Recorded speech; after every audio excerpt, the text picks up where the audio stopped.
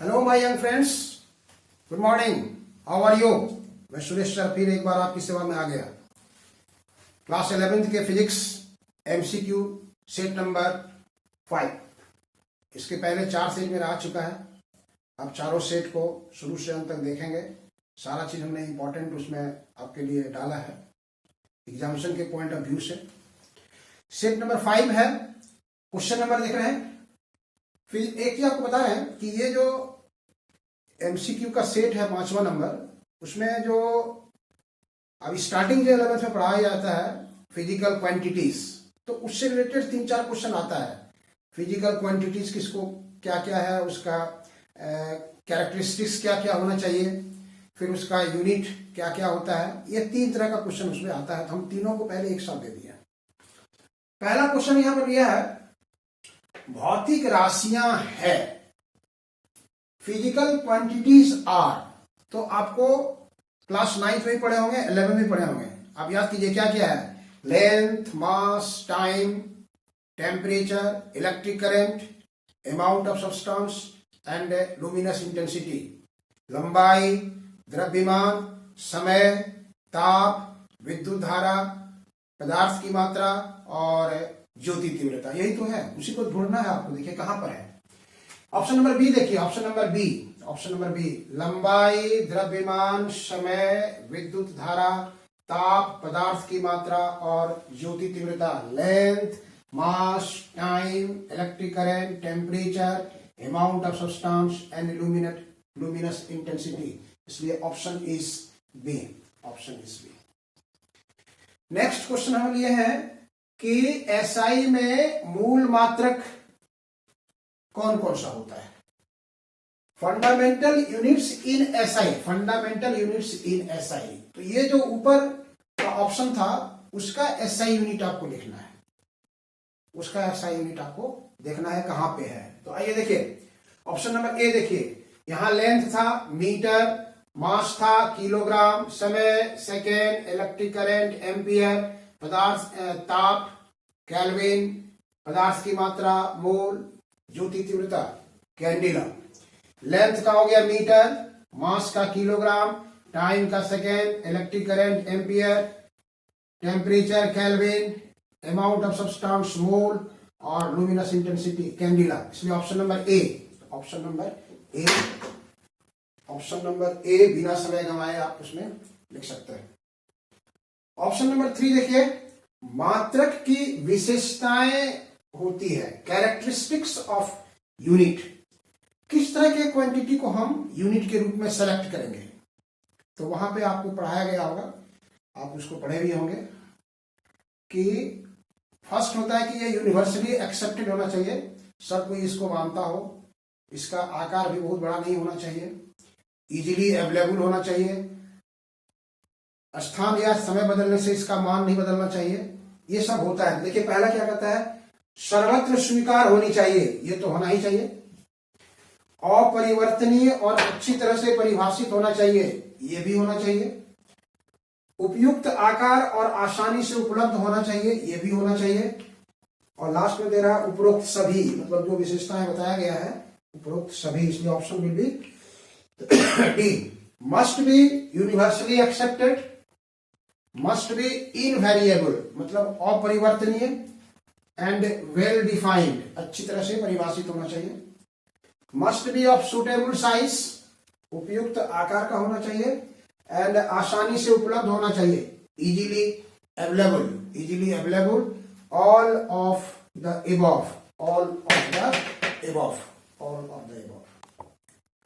चलिए बाबू लोग, आप देखिए बढ़ते हैं। क्वेश्चन नंबर 4, प्लांक नियतांक का बीमीय सूत्र है, डायमेंशनल फॉर्मूला या डायमेंशन ऑफ प्लांक्स कांस्टेंट या बीमीय सूत्र प्लांक नियतांक का क्या होता है। 4 ऑप्शन दिया हुआ है। फॉर्मूला आपको याद होना चाहिए। प्लांक्स कांस्टेंट को हम लोग x से लिखते हैं और ये होता है एनर्जी बाय फ्रीक्वेंसी। एनर्जी का डायमेंशन आप जानते हैं, ml/t-2। एनर्जी का ml/t-2, फ्रीक्वेंसी का होता है t-1। ऊपर ले जाएंगे आप, इसको ऊपर ले जाएंगे तो क्या हो जाएगा आपका, यहां से ये हो जाएगा ML2T माइनस 2 प्लस 1, तो माइनस 2 प्लस 1 मतलब ML2T माइनस 1, ML2T माइनस 1 कहां पर है? Option number A, option number A ML2T minus 1। आप इसको याद रखिए, प्लांक्स कांस्टेंट का यूनिट भी पूछता है, तो एनर्जी बाय फ्रीक्वेंसी या एनर्जी इनटू टाइम जो कर सकते हैं आप, जूल सेकेंड उसको लिख सकते हैं आपसे। क्वेश्चन नंबर 5 आइए, वेग और समय के ग्राफ की ढाल होती है, the slope of velocity time graph. Velocity और टाइम के बीच अगर आप ग्राफ खींच रहे हैं, इधर टाइम है और इधर वेलोसिटी है, तो अगर ग्राफ खींचेंगे आप तो velocity by time that is acceleration, ये जो हो जाएगा आपको, ये स्लोप कहलाता है टेन थीटा, टेन थीटा इसका स्लोप कहलाता है। तो वेलोसिटी यहां से हो गया डेल्टा वी और ये delta t, velocity delta v by delta t that is acceleration, त्वरण, त्वरण होता है, इसलिए option number C, option number C हो जाएगा आपका यहां से। क्वेश्चन नंबर 6 आइए, क्वेश्चन नंबर 6 आइए, देखिए क्या कह रहा है, SI unit of torque, SI unit of torque क्या होता है? बला घूर्ण का एसआई मात्रक, बला घूर्ण इज बल गुना लंबवत दूरी, torque is force into perpendicular distance, torque को टाउ लिखते हैं, force into perpendicular distance, force हो गया न्यूटन, डिस्टेंस इज मीटर, इसलिए option is A, option is A. Question number 7 आइए, विस्थापन की दर कहलाती है, the rate of displacement is called, displacement by time, मतलब ये हो गया आपको displacement by time, displacement by time, विस्थापन बटे समय, विस्थापन बटे समय आप जानते हैं दैट इज कॉल्ड वेलोसिटी, वेग, वेग, इसलिए option is C, option is C, velocity, option is C. Question number 8, घूर्णन गति में द्रव्यमान का समतुल्य राशि है, जड़त्वाघूर्ण, बलाघूर्ण, कोणीय वेग, कोणीय संवेग। Analogous of mass in rotational motion is moment of inertia, torque, angular velocity, angular momentum, angular momentum. तो आप यहां याद रखिएगा, काइनेटिक एनर्जी दोनों को आप, रोटेशनल मोशन का काइनेटिक एनर्जी यहां फॉर्मूला होता है, देखिए K E rot half I omega square, और मास ट्रांजिशनल मोशन में होता है K E transitional motion half m v square, half यहां भी है, यहां वेलोसिटी है, यहां वेलोसिटी है, तो दिस इज एनालॉगस, इसलिए mass is analogous to moment of inertia, इसलिए इसका आंसर हो जाएगा जड़त्व आघूर्ण, जड़त्व आघूर्ण, mass is analogous to moment of inertia, moment of inertia के analogous.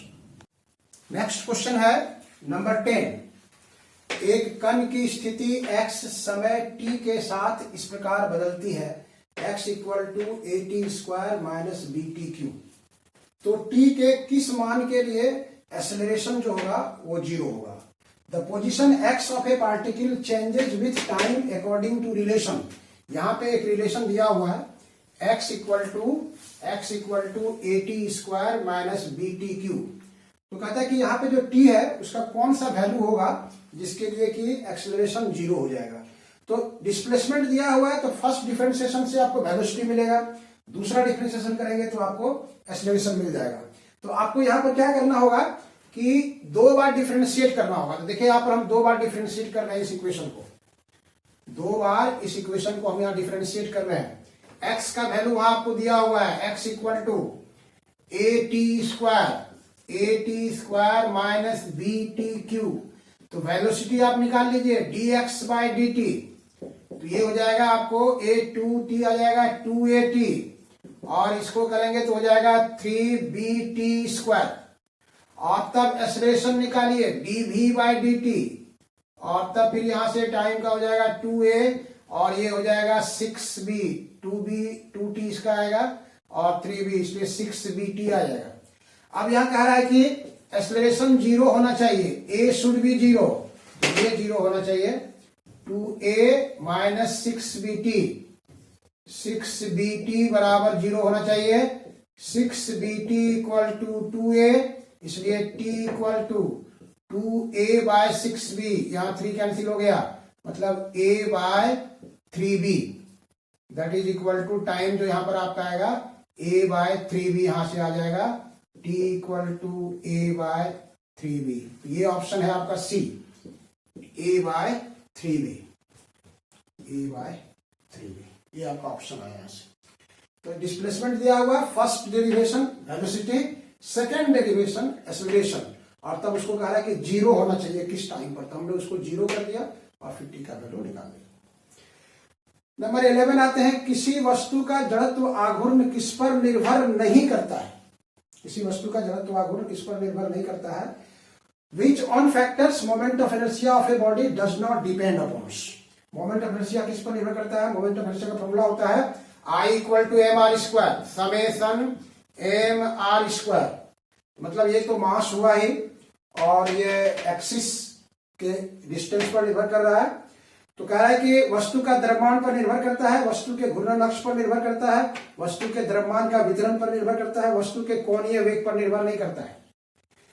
On which factors moment of inertia does not depend, तो angular velocity of the body उस पर डिपेंड नहीं कर रहा है, मास ऑफ द बॉडी पर डिपेंड कर रहा है, एक्सिस ऑफ रोटेशन पर डिपेंड कर रहा है, distribution of mass in the body पर डिपेंड कर रहा है। मोमेंट ऑफ इनर्शिया पढ़े हैं, वहां पर क्लियर है। क्वेश्चन नंबर 12 है, ये देखिए, यदि 5 न्यूटन का बल 1 किलोग्राम की वस्तु पर कार्य करता है तो वस्तु में त्वरण कितना उत्पन्न होगा। If a force of 5 newton acts on a body of mass 1 kg, then acceleration produced in the body will be what. F दिया हुआ है, M दिया हुआ है, A निकालना है, फॉर्मूला बोलिए तुरंत। A equal to F by M, F equal to 5 newton, M equal to 1 kg, A equal to F by M, 5 by 1, इसलिए 5 मीटर पर second square. Option is A, option is A, option is A. Question number 13, बल विस्थापन ग्राफ व्यक्त करता है। The force displacement graph represents what is चाल, speed, त्वरण, एक्सेलरेशन, आवेग, इंपल्स, कार्य, वर्क, क्या रिप्रेजेंट करता है। तो फोर्स और डिस्प्लेसमेंट का ग्राफ है। तो आप जानते हैं इधर डिस्प्लेसमेंट है, विस्थापन, और इधर फोर्स है, बल F है, और इधर डिस्प्लेसमेंट है x। तो बल गुना विस्थापन क्या कहलाता है, वर्क कहलाता है। ये क्या करेगा, इसका जो एरिया कवर करेंगे आप, जो एरिया आएगा वो वर्क के बराबर होगा, इसलिए option is D, option is D. जो क्वेश्चन नंबर 14, जब कोई बस अचानक टर्न लेती है तो किसके कारण यात्री बाहर की ओर फेंका जाता है। When a bus takes sudden turn, then passengers are thrown outwards because of। यहां 3 क्वेश्चन एक साथ आता है, याद रखना।